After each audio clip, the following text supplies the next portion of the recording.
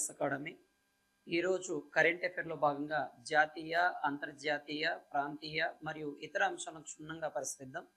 ముందుగా ఈరోజు కరెంట్ అఫైర్లో ఏంటి సార్ అంటే మనకి రిజర్వ్ బ్యాంక్ ఆఫ్ ఇండియా ఏర్పడి మనకి 90 సంవత్సరాలు పూర్తవ్వడం జరిగింది. అంటే రిజర్వ్ బ్యాంక్ ఆఫ్ ఇండియా అనేది చూసుకుంటే దీన్ని మనం ఏమంటాం సార్ అంటే ఆర్బిఐ అనే పేరుతో పిలుస్తాం. ఇది మనకి ఈ యొక్క 2024 ఏప్రిల్ 1 నాటికి ఏప్రిల్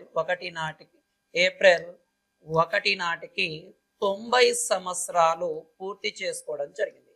ఎన్ని సంవత్సరాలు సార్ అంటే 90 సంవత్సరాలు. అందుకు దీన్ని ఉద్దేశించి నరేంద్ర మోడీ గారు ప్రసంగించడం కూడా జరగడం జరిగింది మనకి ఈ దినం. అంటే మనకి 90 సంవత్సరాలు పూర్తి అయింది అంటే మనకి ఈ ఆర్బిఐ అనేది ఎప్పుడు ఏర్పాటైంది, దీనికి సంబంధించిన విషయాలు చూద్దాం. ఆర్బిఐ అనేది చూసుకుంటే మనకి ఎప్పుడు ఏర్పాటు అవ్వడం జరిగిందంటే ఈ ఏర్పాటు కోసం మనకి ఒక కమిషన్ వేయడం జరిగింది. ఆ కమిషన్ పేరు రాయల్ కమిషన్ అనే పేరుతో పిలవడం జరుగుతుంది. ఏ కమిషన్ మేరకు ఈ యొక్క ఆర్బిఐ ఏర్పాటైంది సార్ అంటే రాయల్ కమిషన్ యొక్క సూచన మేరకు ఇది ఏర్పాటు అవ్వడం జరిగింది. ఈ రాయల్ కమిషన్ సూచన మేరకు మనకి 1934లో ఆర్బిఐ చట్టం అనేది చేయడం జరిగింది. ఏం చేశారు సార్ అంటే ఆర్బిఐ చట్టాన్ని చేయడం జరిగినది ఈ యొక్క రాయల్ కమిషన్ సూచన మేరకు. దీన్ని బేస్ చేసుకొని మనకి ఈ యొక్క ఆర్బిఐ అనేది చూసుకుంటే మనకి ఏప్రిల్ 1 1935 మనకి ఏది సార్ మనకి ఈ యొక్క ఏదాని కేంద్రంగా మనకి కలకత్తా కేంద్రంగా సార్ అంటే కలకత్తా కేంద్రంగా ఆర్బిఐని ఏర్పాటు చేయడం జరిగింది. చాలా చాలా ఇంపార్టెంట్. 1934 ఆర్బిఐ చట్టం చేశారు. ఏ కమిషన్ సూచన మేరకు? రాయల్ కమిషన్ సూచన మేరకు. అదే మనకి ఎప్పుడు మనకి ఏప్రిల్ 1 1935న ఈ కలకత్తా కేంద్రంగా ఏర్పాటు చేయడం జరిగినది. దాని తర్వాత ఇది అధికారికంగా ఆర్బిఐ ఎప్పటి నుంచి పనిచేయడం మొదలైంది సార్ అంటే 1937 నుంచి ఆర్బిఐ అధికారికంగా పనిచేయడం జరిగినది మనకి అని చెప్పొచ్చు. ఇక్కడ డేట్లు చాలా ఇంపార్టెంట్, ఏ కమిషన్ ఇంపార్టెంట్ ఇక్కడ ఏంటి సార్ అంటే మనకి ఈ యొక్క ఆర్బిఐ కమిషన్ ఏదైతే ఉందో మనకి ఓకే ఇది సార్ మనకి ఆర్బిఐ కమిషన్ ఏదైతే ఉందో మనకి ఓకే రాయల్ కమిషన్ సూచన మేరకు దీన్ని ఏర్పాటు చేశారు. అయితే 1934లో చట్టం చేయడము, 1935లో దీన్ని కలకత్తా కేంద్రంగా, చాలా జాగ్రత్తనన్న, కలకత్తా కేంద్రంగా ఏర్పాటు చేశారు. 1937 నుంచి ఇది అధికారికంగా పనిచేయడం మొదలవ్వడం జరిగినదిగా చెప్పడం జరుగుతుంది. ఈ 1937లోనే ఈ ఆర్బిఐ యొక్క ప్రధాన కార్యాలయాన్ని ఎక్కడికి మార్చారు సార్ అంటే మెయిన్ హెడ్ క్వార్టర్ ని ముంబైకి మార్చడం జరిగినది. ఎక్కడ సార్ అంటే ముంబై కేంద్రంగా మార్చడం జరిగినదిగా చెప్పడం జరుగుతుంది. ఈ 1935లో ఏర్పాటైనప్పుడు సర్ ఓస్బోర్న్ స్మిత్ గారు స్మిత్ గారు మనకి ఈ ఆర్బిఐని ఏర్పాటు చేయడం జరిగింది. ఎవరు సార్ అంటే బ్రిటిష్ దేశానికి చెందిన స్మిత్ అనే వ్యక్తి ఈ ఆర్బిఐని ఏర్పాటు చేయడం జరిగినది. అయితే ప్రెసెంట్ ఆర్బిఐ గవర్నర్ గా ఎవరు ఉన్నారు సార్ అంటే ప్రస్తుతం ఆర్బిఐ గవర్నర్ ఎవరు సార్ అంటే శక్తికాంత్ దాస్ అనే వ్యక్తి ప్రెసెంట్ ఆర్బిఐ గవర్నర్ గా ఉండడం జరుగుతుంది. ప్రెసెంట్ ఆర్బిఐ గవర్నర్ ఎవరు సార్ అంటే శక్తికాంత్ దాస్. అంటే స్వతంత్ర భారతదేశంలో ఈ ఆర్బిఐ గవర్నర్ గా మొదటగా ఎవరు పనిచేశారు సార్ అంటే సిడి దేశ్ముఖ్ అనే వ్యక్తి పనిచేయడం జరిగినదిగా చెప్పవచ్చు మనకి. కాబట్టి కొంచెం జాగ్రత్తగా చూడండి అన్న. ఆర్బిఐ 2024 ఏప్రిల్ 1 నాటికి 90 సంవత్సరాలు పూర్తి చేసుకోవడం జరిగినది. ఏ కమిషన్ ప్రకారం ఏర్పడింది సార్ అంటే ఈ రాయల్ కమిషన్ సూచన మేరకు ఏర్పాటు అవ్వడం. అండ్ 1934లో ఆర్బిఐ చట్టం, 1935లో ఏర్పాటు కలకత్తా కేంద్రంగా, 1937లో ఆర్బిఐ అనేది అధికారికంగా పనిచేసింది, ముంబై కేంద్రంగా దీన్ని మార్చడం జరిగింది. ఈ యొక్క సర్ స్మిత్ కాలంలో మనకి ఆర్బిఐని ఏర్పాటు చేయడం జరిగినది. ఈ సర్ స్మితే ఈ ఆర్బీఐ యొక్క మొదటి గవర్నర్. అదే మొదటి భారతీయ గవర్నర్ ఎవరు సార్ అంటే సిడి దేశ్ముఖ్. అదే ప్రస్తుతం ఆర్బీఐ గవర్నర్ ఎవరు సార్ అంటే శక్తికాంత్ దాస్ గారు ఉండడం జరుగుతుంది. ముంబైని ఆర్థిక రాజధాని అనే పేరుతో కూడా పిలవడం జరుగుతుంది. ముంబైని మనం ఏమని పిలుస్తాం సార్ అంటే ఎకనామికల్ క్యాపిటల్ అనే పేరుతో కూడా పిలుస్తాం. ముంబైని ఓకేనన్నా, ముంబైని ఏమంటాం సార్ అంటే భారతదేశ ఆర్థిక రాజధానిగా కూడా పిలవడం జరుగుతుంది.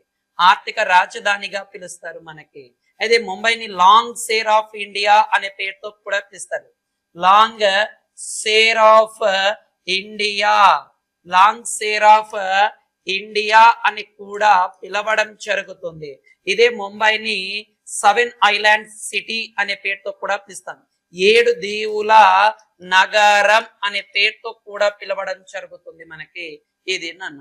అండ్ ముంబైని కాటన్ పోలీస్ ఆఫ్ ఇండియా ఏమంటాం సార్ అంటే కాటన్ పోలీస్ ఆఫ్ ఇండియా అనే పేరుతో కూడా దీన్ని పిలవడం జరుగుతుంది. కాటన్ పోలీస్ ఆఫ్ ఇండియా అనే పేరుతో కూడా పిలవడం జరుగుతుందిగా చెప్పవచ్చు.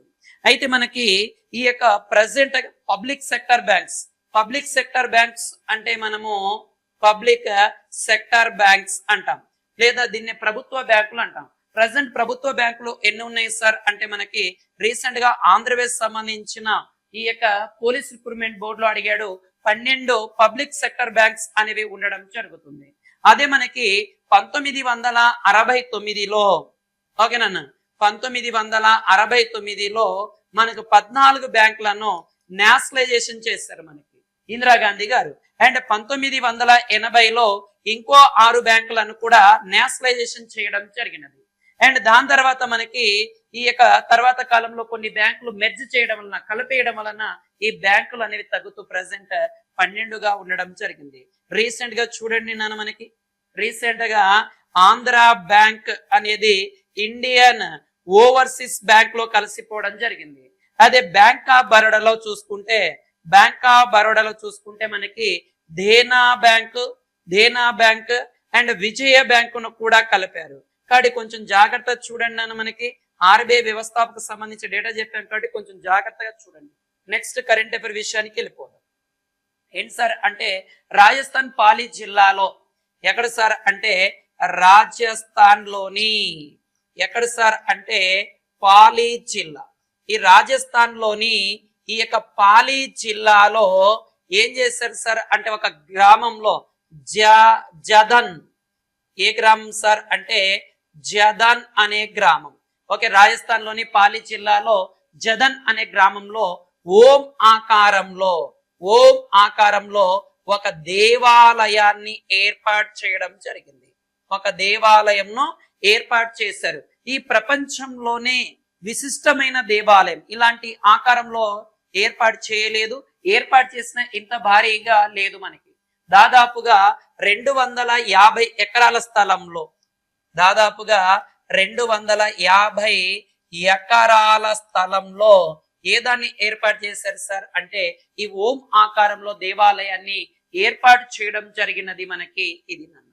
దీనిని నగర శైలిలో నిర్మాణం చేయడం జరిగినది. ఏ దాంట్లో సార్ అంటే నగర శైలిలో ఏదాన్ని ఏర్పాటు చేశారు సార్ అంటే ఈ రాజస్థాన్ లోని పాలి జిల్లాలోని జదన్ అనే గ్రామంలో ఏర్పాటు చేసినది మనకి ఇది నాన్న. దాదాపుగా ఈ ఓం ఆకారం ఉంది కదా, ఈ ఓం ఆకారంలోని దాదాపుగా మనకి 1/2 కిలోమీటర్ అంటే 1/2 కిలోమీటర్ పొడవున ఈ దేవాలయం ఏర్పాటు చేయడం జరిగింది. దాదాపుగా 1008 మహాదేవ్ విగ్రహాలను ఇక్కడ పొందుపరచడము అండ్ దాంతో పాటు 12 జ్యోతిర్లింగాలను ఇక్కడ ప్రదర్శించడం అండ్ 135 అడుగుల ఎత్తైన ఈ ఆలయం అనేది మనకి ఉండడం జరుగుతుంది. 135 అడుగుల ఎత్తులో దాదాపుగా 2000 స్తంభాలు దీన్ని ఇచ్చేయడం జరిగినది. దాదాపుగా 108 గదులను కూడా దీంట్లో ఏర్పాటు చేశారు. దానిపైన ఈ యొక్క పై భాగంలో ధోల్పూర్ నుండి చాలా చాలా ఇంపార్టెంట్ నాన్న, ఎక్కడి నుంచి సార్ అంటే ధోల్పూర్ నుండి సేకరించిన ఒక రాయి. ఏది సార్ అంటే రైన్ స్టోన్. ఏది సార్ అంటే రైన్ స్టోన్, ధోల్పూర్ నుంచి సేకరించిన రైన్ స్టోన్ తో ఈ యొక్క శివలింగాన్ని చేయడం జరిగినది. శివలింగంను చేయడం జరిగింది. కాబట్టి జాగ్రత్త గుర్తు పెట్టుకోండి. ఇక్కడ మనకి ఇటీవల ఓం ఆకారంలో దేవాలయం ఎక్కడ ఏర్పాటు చేశారు సార్ అంటే రాజస్థాన్ లోని పాలి జిల్లాలోని జదన్ అనే గ్రామంలో ఈ యొక్క ఓం ఆకారంలో ఏర్పాటు చేశారు. ఈ యొక్క ఏ ఆకారంలో ఉంది సార్ అంటే నగర శైలిలో ఈ దేవాలయాన్ని ఏర్పాటు చేయడం జరిగింది. దీంట్లో భాగంగా మనం కొంత విషయాన్ని చూస్తే ఓకేనన్న, ఇక్కడ చూడండి ఇటీవల దేవాలయాలకు సంబంధించి ప్రపంచంలోనే అతిపెద్ద దేవాలయానికి సంబంధించి ఒకదాన్ని ఏర్పాటు చేశారు. చూడండి యుఏఈలో ప్రపంచంలోనే అతిపెద్ద దేవాలయం, ప్రపంచంలోనే అతిపెద్ద దేవాలయం ఎక్కడ ఏర్పాటు చేశారు సార్ అంటే యుఏఈలోని దుబాయ్. దీనిని ఎవరు ప్రారంభించారు సార్ అంటే మన భారత ప్రధాని అయిన నరేంద్ర దామోదర్ దాస్ మోదీ, నరేంద్ర దామోదర్ దాస్ మోదీ గారు ఇచ్చేయడం జరిగింది.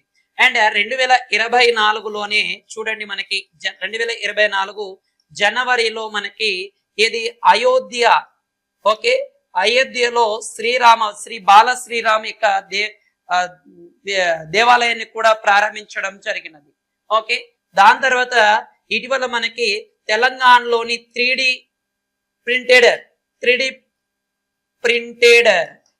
ప్రింటెడ్ దేవాలయాన్ని కూడా ఇటీవల ఇచ్చేయడం జరిగినది. మనకి 3D ప్రింటెడ్ దేవాలయాన్ని కూడా ప్రారంభించారు. మనకి ఎక్కడ సార్ అంటే ఈ యొక్క తెలంగాణలోని సిద్దిపేట జిల్లా, తెలంగాణలోని ఏది సార్ అంటే సిద్దిపేట జిల్లాలో ఉండడం జరుగుతుంది. దాంతో పాటు ప్రపంచంలో 8వ వింతగా ఏ దాన్ని గుర్తించారు సార్ అంటే మనకి అంకోర్ వాట్ సూర్య దేవాలయం, అంకోర్ వాట్ సూర్య దేవాలయం నన్ను అంకోర్ వాట్ సూర్య దేవాలయం అనేది. కాబట్టి కొంచెం జాగ్రత్త చూడండి. ఈ దేవాలయంతో పాటు ఓం ఆకారంలో ఉన్న దేవాలయంతో పాటు యుఏఈలో అతిపెద్ద హిందూ దేవాలయం ప్రారంభించడం అండ్ 2024లో అయోధ్య దేవాలయాన్ని శ్రీరాముడి యొక్క దేవాలయాన్ని రామ మందిరాన్ని ప్రారంభించడం, 3D ప్రింటెడ్ దేవాలయం ఇటీవల తెలంగాణలోని సిద్దిపేటలో ప్రారంభించడం అండ్ 8వ వింతగా ఏది సార్ మనకి 8వ వింతగా అంకోర్ వాట్ సూర్య దేవాలయం ని కూడా ఇటీవల 8వ వింతగా చేర్చడం జరిగింది. ఇది కొంచెం జాగ్రత్తగా చూడండి. నెక్స్ట్ కరెంట్ అఫైర్ విషయానికి వెళ్ళిపోతే మనకేంటి సార్ అంటే ఉత్కల్ దివాస్ లేదా ఒడిస్సా డేగా లేదా ఉత్కల్ దిభాస డేగా సెలబ్రేట్ చేయడం జరుగుతుంది.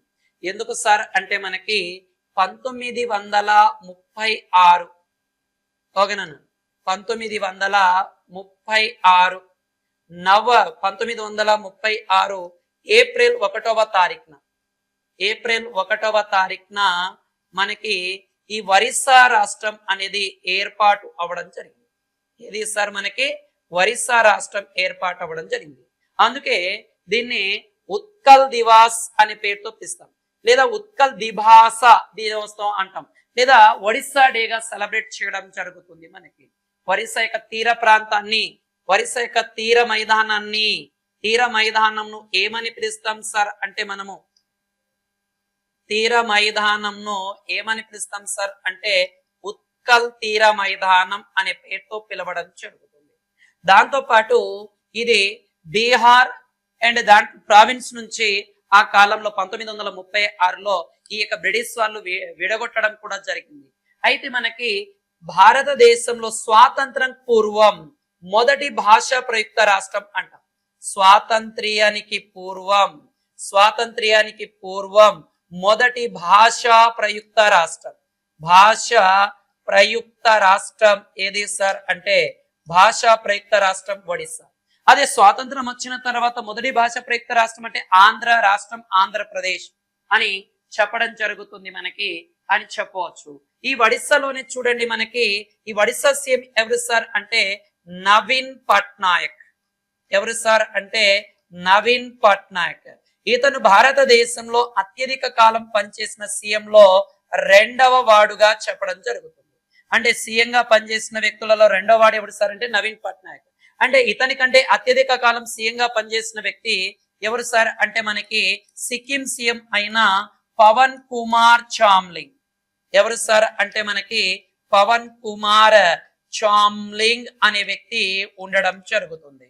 దానితో పాటు మనకి ఈ యొక్క ఒడిశా రాష్ట్రంలో ఒక సరస్సు ఉండడం జరుగుతుంది. దాన్ని చిల్కా సరస్సు అనే పేరుతో పిలుస్తారు. ఏమంటాం సార్ అంటే చిల్కా సరస్సు. భారతదేశంలోనే అత్యంత పొడవైన లాగున్ అనే పేరుతో కూడా పిలుస్తారు. ఈ చిల్కా సరస్సులో ఒక పెరిగే ప్రముఖమైన గేదె చిల్కా గేదె అనే పేరుతో పిలవడం జరుగుతుంది. ఈ చిల్కా గేదెలోనే మనకి చిక్కటి పాలను కూడా ఇవ్వడం జరుగుతుంది. అండ్ ఈ ఒడిశా రాష్ట్రంలోనే చూడండి మనకి ఈ ఒడిశా రాష్ట్రంలోనే ఒక బీచ్ కూడా ఉండడం జరుగుతుంది. దాన్ని గహీర్ మాతా బీచ్, గహీర్ మాతా బీచ్ అనే పేరుతో కూడా పిలవడం జరుగుతుంది.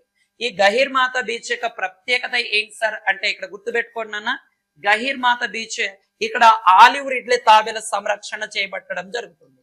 ఆలివ్ రిడ్లే తాబేల సంరక్షణ, ఆలివ్ రిడ్ల తాబేల సంరక్షణ చాలా చాలా ఇంపార్టెంట్ అయినది నాన్న. ఇవి పసిఫిక్ మహాసముద్రం నుంచి భారతదేశానికి వలస రావడం జరుగుతుంది. ఈ ఆలివ్ రిడ్ల తాబేలు తమ సంతాన ఉత్పత్తి కోసం, దీనికోసమే ఇండియన్ గవర్నమెంట్ ఒక ప్రాజెక్ట్ కూడా చేసింది 1975లో. 1975లో ఈ యొక్క సముద్ర తాబేల సంరక్షణ కోసం చేపట్టినది ఏంటి సార్ అంటే ఆపరేషన్ సీ టార్టాయిల్స్, ఆపరేషన్ సీ టార్టాయిల్స్, టార్టాయిల్స్ అనే పేరుతో పిలుస్తారు. అదే ఒడిశా గవర్నమెంట్ కూడా ఈ తాబేల సంరక్షణ కోసం ఆపరేషన్ కచాప్, ఆపరేషన్ కచాప్ అని దాంతో చేయడం ఒక ప్రాజెక్ట్ కూడా చేపట్టడం జరిగింది. కాబట్టి ఇవి ఒడిశాకు సంబంధించిన ఒడిశా డే ఎందుకు నిర్వహిస్తాం అండ్ ఒడిశా ఎప్పుడు ఏర్పాటైంది అండ్ మొదటి భాషా ప్రయుక్త రాష్ట్రం స్వాతంత్ర పూర్వం ఏంటి, స్వాతంత్రం వచ్చిన తర్వాత ఏంటి, నవీన్ పట్నాయక్ భారతదేశంలో అత్యధిక కాలం పనిచేసిన రెండవ సీఎం, ఇతను 5 సార్లు ప్రమాణ స్వీకారం చేశాడు. మొదటి స్థానంలో పవన్ కుమార్ చామ్లింగ్ గారు ఉన్నారు. ఇక్కడ చిల్కా సరస్సు అనేది కూడా ఉండడం జరుగుతుంది. మనకి ఈ ఒడిశా రాష్ట్రంలోని 261వ సంవత్సరం క్రీస్తు పూర్వం 261వ సంవత్సరమే మనకి కళింగ యుద్ధం జరగడం జరిగింది. కళింగ యుద్ధం అనేది జరిగింది నాన్న. కళింగ యుద్ధం ఓకేనా, ఈ కళింగ యుద్ధం ఈ కళింగ వాసులకి అండ్ అశోకుడికి మధ్య జరిగింది. ఈ కళింగ యుద్ధం గురించి మనకు తెలియజేసే శిలాశాసనం అశోకుడు యొక్క 13వ శిలాశాసనం అనే పేరుతో పిలవడం జరుగుతుంది. ఈ 13వ శిలాశాసనంలో మనకి కళింగ యుద్ధం గురించి ప్రత్యేకంగా ప్రస్తావించడం జరిగినదిగా చెప్పడం జరుగుతుంది మనకి. ఇక్కడ ఈ ఒడిశాకు సంబంధించిన డేటా గుర్తుపెట్టుకోండి. నెక్స్ట్ కరెంట్ అఫైర్కి వెళ్ళిపోదాం.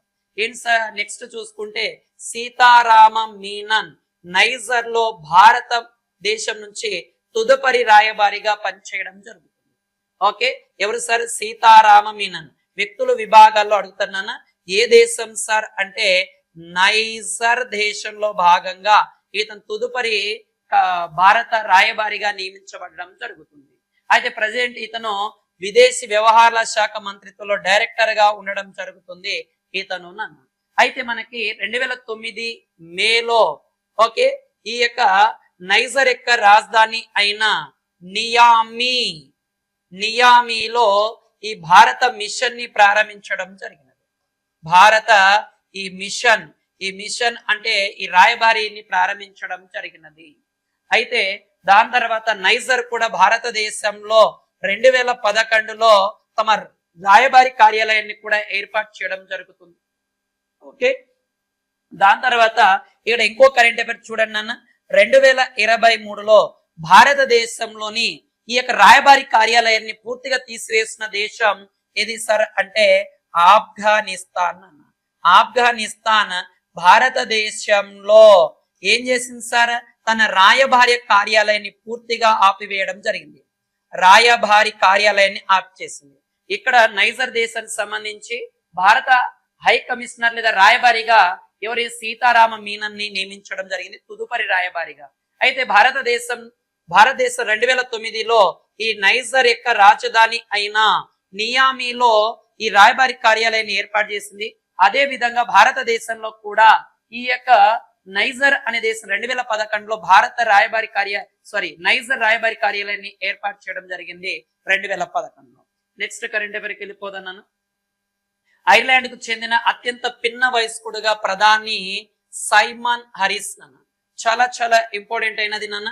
ఐర్లాండ్ ఏ దేశం సార్ అంటే ఐరోపా ఖండంలోని ఐర్లాండ్ దేశంలో మనకి అతి చిన్న వయస్సుడుగా, ఓకేనన్నా, చిన్న వయస్సుడుగా ఆ దేశానికి ప్రధానమంత్రి అవ్వడం జరిగింది. ఎవరు ప్రధానమంత్రి అవ్వడం జరిగింది సార్ అంటే మనకి ఎవరు సార్ అంటే సైమన్ హారిస్. ఎవరు సార్ అంటే సైమన్ హారిస్ అనే వ్యక్తి ప్రజెంట్ ఈ యొక్క ఐర్లాండ్ చిన్న వయస్కుడుగా ఉండడం జరుగుతుంది మనకి. ఇది నాన్న ఐర్లాండ్ లో అతి పిన్న వయస్కుడుగా టౌసిచ్ గా నిలిచాడు ఇతను. మనకి ఈ పాత్రను స్వీకరించిన మనకి రికార్డును అధిగమించడం జరిగింది. ఎవడు సార్ అంటే ఎవరు సైమన్ హారిస్ అనే వ్యక్తి. సైమన్ కాదు నాన్న, ఐర్లాండ్ దేశ రాజధాని ఏది సార్ అంటే డబ్లిన్. ఏది సార్ అంటే డబ్లిన్. ఐర్లాండ్ దేశం యొక్క కరెన్సీ ఏది సార్ అంటే యూరో. ఐర్లాండ్ దేశ రాజధాని ఏది సార్ అంటే యూరోగా చెప్పడం జరుగుతుంది. నెక్స్ట్ కరెంట్ అఫైర్ చూసుకుంటే అస్సాంలో 6 సాంప్రదాయ కళలకు జిఐ ట్యాగ్ మీన్స్ భౌగోళిక గుర్తింపులు ఇచ్చారు. ఇలాంటి అంశాలు కొంచెం జాగ్రత్తగా చూడండి. మనకి డిఎస్సి అండ్ గ్రూప్స్ లాంటి ఎగ్జామ్ లో ఎక్కువగా పడడానికి ఛాన్సెస్ ఉంది. ఏమేమి ఉన్నాయి సార్ అంటే Bihu Dhol and Japi and Sattebari bell metal craft and దాంతో పాటు Assam Ashari Kandi terracotta craft and Assam Pani Meteka craft, Sapteri metal craft and Assam Mising handloom products GI tag పొందడం జరిగింది. మొత్తం ఎన్ని సార్ అంటే 6 సాంప్రదాయ కళలు. చాలా చాలా ఇంపార్టెంట్ అయినది నాన్న. అయితే ఇవి 2022లో దరఖాస్తు చేసుకోవడం జరిగినది. ఎప్పుడు సార్ 2022లో దరఖాస్తు చేసుకున్నాయి. అయితే 2024లో వీటికి జిఐ ట్యాగ్ ఇచ్చారు. అయితే భారతదేశంలో అత్యధికంగా జిఐ ట్యాగులు పొందిన రాష్ట్రం ఏది? భారతదేశంలో 28 రాష్ట్రాలు, 8 కేంద్రపాలిత ప్రాంతాలు ఉన్నాయి. అయితే అత్యధిక జిఐ ట్యాగ్ పొందిన రాష్ట్రం ఏది సార్ అంటే ఇక్కడ చూడండి నాన్న, ఉత్తరప్రదేశ్ అనేది ఉండడం జరుగుతుంది. ఏది ఉంది సార్ అంటే ఉత్తరప్రదేశ్. ఏది సార్ అంటే ఉత్తరప్రదేశ్ నుంచి ఏకంగా 69 ఉత్పత్తులు జిఐ ట్యాగ్ అనేది పొందడం జరిగింది. 69 ఉత్పత్తులు జిఐ ట్యాగ్ అనేది పొందడం జరిగినది మనకి. ఇది నాన్న కాబట్టి కొంచెం జాగ్రత్తగా చూడండి. భారతదేశంలో 2024లో ఇటీవల జిఐ ట్యాగ్ పొందింది అస్సాం నుంచి 6 అండ్ భారతదేశంలో మొత్తంగా ఓవరాల్ కలుపుకుంటే అత్యధిక జిఐ ట్యాగ్ పొందిన రాష్ట్రం ఏదంటే ఉత్తరప్రదేశ్. మొత్తం 69 జిఐ ట్యాగ్లు పొందడం జరిగింది. ఇది కొంచెం జాగ్రత్త గుర్తుపెట్టుకున్నాను. దీని తర్వాత మనకి రెండవ రాష్ట్రం ఏముంది సార్ అంటే తమిళనాడు రాష్ట్రం. రెండవ రాష్ట్రం ఏది సార్ అంటే తమిళనాడు రాష్ట్రం. ఎన్ని సార్ అంటే 58 ఉత్పత్తులు ఉన్నాయి. రెండవ స్థానంలో 58 ఉత్పత్తులతో తమిళనాడు రెండవ స్థానంలో ఉండడం జరుగుతుందిగా చెప్పడం జరుగుతుంది. కానీ ఈ రెండు కూడా గుర్తుపెట్టుకోండి. మనకి అత్యధిక జిఐ ట్యాగ్ పొందినది తమిళనాడు, రెండవది ఓకేనన్నా ఉత్తరప్రదేశ్, రెండవది తమిళనాడు.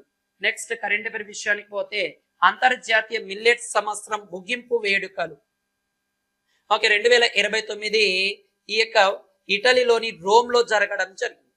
ఓకేనన్నా. అయితే మనకి ఫుడ్ అండ్ అగ్రికల్చర్ ఆర్గనైజేషన్ అంతర్జాతీయ మిల్లెట్ లేదా చిరుధాన్యాలు మిల్లెట్ సంవత్సరం యొక్క ముగింపు వేడుకలు నిర్వహించడం జరిగింది. ఎక్కడ నిర్వహించడం జరిగింది సార్ అంటే ఇటలీలోని రోమ్ లో నిర్వహించడం జరిగింది. ఎందుకంటే ఫుడ్ కార్పొరేషన్ ఆఫ్ ఇండియా యొక్క ప్రధాన కార్యాలయం రోమ్ లో ఉండడం జరుగుతుంది. మనకి ఫుడ్ అండ్ అగ్రికల్చర్ ఆర్గనైజేషన్ యొక్క ప్రధాన కార్యాలయం రోమ్ లో ఉండడం జరుగుతుంది. అయితే మనకు తెలిసినదే యుఎన్ఓ 2023వ సంవత్సరాన్ని ఏమని ప్రకటించింది సార్ అంటే అంతర్జాతీయ పప్పు ధాన్యాలు లేదా మిల్లెట్ సంవత్సరంగా ప్రకటించడం జరిగినది. అయితే గతంలో భారతదేశం యొక్క ప్రపోజల్ చేయడం వలన ఇచ్చేసారు మనకి. అయితే మనకి 2018లో ఇండియన్ గవర్నమెంట్ ఏదైతే ఇండియన్ గవర్నమెంట్ ఉందో ఈ 2018లో నేషనల్ మిల్లెట్ ఇయర్ గా అనౌన్స్మెంట్ చేయడం జరిగింది. జాతీయ మిల్లెట్ పప్పు ధాన్యాల సంవత్సరంగా ప్రకటించింది. యుఎన్ఓ అయితే 2023లో నిర్వహించడం జరిగింది. ఈ రెండు కూడా గుర్తుపెట్టుకున్నాను. మనకి నెక్స్ట్ కరెంట్ అఫైర్ చూస్తే 2024 సంవత్సరానికి గాను ఢిల్లీ యూనివర్సిటీలోని కాలింది కళాశాల ప్రిన్సిపల్ ప్రొఫెసర్ మీనా చరందాకు అంతర్జాతీయ సంస్కృతి అవార్డును అందుకోవడం జరిగింది. విద్యారంగం సామాజిక సేవలో భాగంగా ఈ యొక్క ప్రొఫెసర్ మీనా చరందా ఏమొచ్చింది సార్ మనకి ఈ యొక్క అంతర్జాతీయ సంస్కృతి అవార్డు వచ్చింది. వ్యక్తుల విభాగాలు అవార్డులో భాగంగా గుర్తుపెట్టుకోండి. నెక్స్ట్ కరెంట్ అఫైర్ విషయానికి వెళ్తే చాలా చాలా ఇంపార్టెంట్ అన్న ఆర్టిఫిషియల్ ఇంటెలిజెన్స్ లో చుట్టూ జరుగుతున్న సందడి మధ్య ఓ అంశం పైన భారతదేశంలో ఈ ఏఐ పైన మొట్టమొదటి చిత్రాన్ని తీయడం జరిగింది. డైరెక్ట్ క్వశ్చన్ పడవచ్చు నాన్న. ఆర్టిఫిషియల్ ఇంటెలిజెన్స్ పైన మొట్టమొదటి భారతీయ చిత్రం ఏది సార్ అంటే హిందీ చిత్రం నాన్న.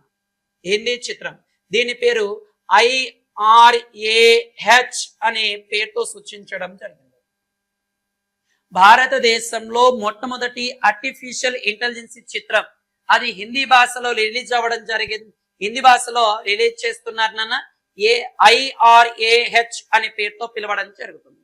ఈ చిత్రం అనేది రోహిత్ బోస్రాయ్ అండ్ రాజేష్ శర్మ, కరిష్మా కోటక్, రక్షిత్ భండారి ప్రముఖ పాత్రలో నటించడం జరిగినది మనకి.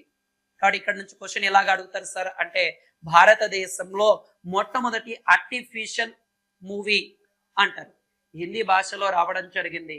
దాని తర్వాత నెక్స్ట్ మనకి టైమ్స్ గ్రూప్ యొక్క మేనేజింగ్ డైరెక్టర్ అయిన వినీత్ జైన్ కు ఎవరు సార్ అంటే వినీత్ జైన్ ఎవరు సార్ ఇతను టైమ్స్ గ్రూప్ ఓకేనన్న టైమ్స్ గ్రూప్స్ కు చెందిన ఈ యొక్క అధినేత మేనేజింగ్ డైరెక్టర్ కి ఓకేనన్న ఈ యొక్క exchange four media news broadcasting award లో భాగంగా లైఫ్ అచీవ్మెంట్ అవార్డ్ 2023ని అందుకోవడం జరిగింది. ఓకేనా. Exchange four media news broadcasting awards అయిన లైఫ్ అచీవ్మెంట్ అవార్డ్ ని అందుకోవడం జరిగింది. అంటే భారతీయ టెలివిజన్ కి విశేషమైన గుర్తింపు తీసుకుని వచ్చినందుకు ఈ వినీతి జైన్ కి ఏమిచ్చారనన్న ఈ యొక్క exchange four media news broadcasting సంబంధించి లైఫ్ అచీవ్మెంట్ అవార్డ్ ని ఇవ్వడం జరిగింది. నెక్స్ట్ ఓకేనా. ఇది ఈరోజు జరిగిన జాతీయ అంతర్జాతీయ కరెంట్ అఫైర్. డైలీ మనకి దీనికి సంబంధించిన కరెంట్ అఫైర్ అనేది మేము ఈ రోజు నుంచి రెగ్యులర్ గా పెట్టడం జరుగుతుంది. ఓకే, సబ్స్క్రైబ్ చేసుకోండి. ఓకే, లైక్ చేయండి, షేర్ చేయండి, కామెంట్ చేయండి. RS అకాడమీ కర్నూలు, మీ సోమి సార్. జై హింద్.